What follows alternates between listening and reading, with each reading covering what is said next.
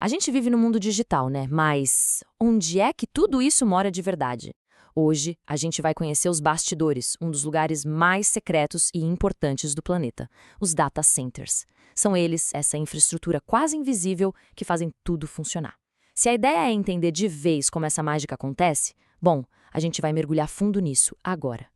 E olha, essa frase define perfeitamente. Um data center é literalmente o coração físico da internet.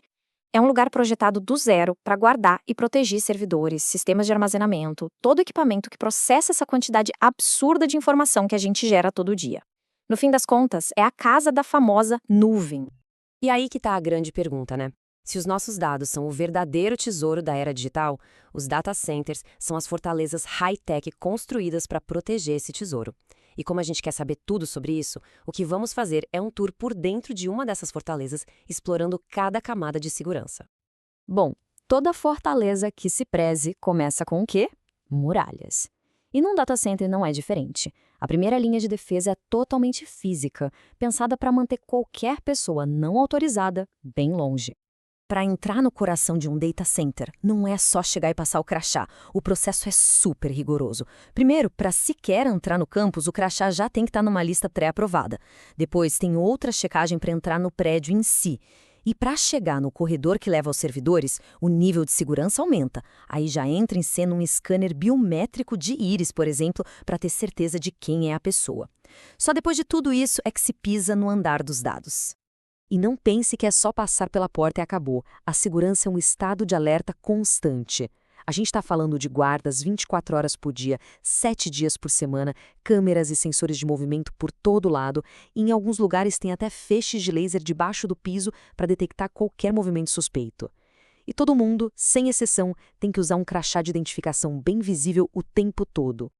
Ok, as muralhas são fortes, mas uma fortaleza de verdade precisa aguentar qualquer tranco, né? Ela precisa de sistemas internos super robustos para sobreviver a qualquer coisa, seja uma queda de energia ou um incêndio. Energia é a vida de um data center. Se a luz da cidade acaba, os no-breaks, que são basicamente baterias gigantes, entram em ação na mesma hora. Logo em seguida, geradores a diesel enormes, com combustível para funcionar por até 7 dias direto, assumem o controle. A cidade inteira pode ficar no escuro, mas o data center, ele continua operando como se nada tivesse acontecido. E a quantidade de energia para fazer isso tudo acontecer é, assim, astronômica. Um único data center pode consumir uns 2.000 megawatts-hora por mês. Sabe o que é isso? É energia suficiente para abastecer umas 4.000 casas. É uma usina de força dedicada a manter nosso mundo digital de pé. E a tecnologia evoluiu de um jeito impressionante. Antigamente, para ter uns 4.000 servidores, era preciso de um espaço do tamanho de um campo de futebol. Hoje, com a evolução de tudo, os data centers modernos conseguem entregar 4 vezes mais poder de processamento usando 40% menos espaço. É muito mais eficiente. Agora, todo esse poder gera calor. Muito, muito calor. E o ar-condicionado aqui não tem nada a ver com conforto. É pura sobrevivência para as máquinas. A temperatura é controlada com uma precisão cirúrgica, entre 19 e 21 graus. Os racks de servidores são organizados para criar corredores de ar frio e de ar quente, otimizando o resfriamento. E o controle de umidade é essencial para evitar o tal do ponto de orvalho, que é quando a umidade vira água nos componentes. Imagina começar a chover em cima dos servidores. Desastre total. Muito bem, já passamos pela defesa física. Agora, a gente entra no mundo digital. Aqui as muralhas não são de concreto, são lógicas. E os guardiões são sentinelas invisíveis que protegem a fronteira da rede. O principal guardião desse portão digital é o firewall. Pensa nele como um segurança, uma muralha de fogo que olha cada pacotinho de dados, que tenta entrar ou sair da rede e decide se ele pode passar ou não. A lógica de um firewall é, no fundo, bem simples. Para cada pedacinho de informação, a decisão é uma de duas: permitir, ou seja, pode passar, ou negar, ou seja, barrado. Mas, claro, essa decisão não é aleatória. Ela segue um livro de regras bem específico. E como é que esses guardiões digitais sabem o que fazer? Eles seguem um manual de regras super detalhado, que a gente chama de listas de controle de acesso. Uma lista de controle de acesso, ou ACL, é exatamente isso. Uma lista de regras que diz para o firewall o que ele tem que fazer. É como se fosse a lista de convidados de uma festa super exclusiva, que define quem pode entrar, de onde está vindo e para onde pode ir lá dentro. Vamos dar uma olhada num exemplo simples. A lista é lida de cima para baixo sempre. Chegou um pacote de dados, o firewall testa contra a regra 1. Deu match? Ótimo, a ação é executada, seja permitir ou negar, e o processo para ali. Não deu, ele vai para a regra 2, e assim por diante. Agora, o mais importante é o que não está escrito, a regra implícita lá no final. Se um pacote de dados não combinar com nenhuma regra da lista, ele é automaticamente negado. É um princípio básico de segurança. O que não foi liberado de forma explícita está proibido. Ponto final. O mundo da cibersegurança é uma eterna corrida. Enquanto um lado cria defesas melhores, o outro lado cria ataques mais sofisticados. As defesas da nossa fortaleza digital precisam evoluir o tempo todo. E é por isso que hoje a gente tem os firewalls de próxima geração.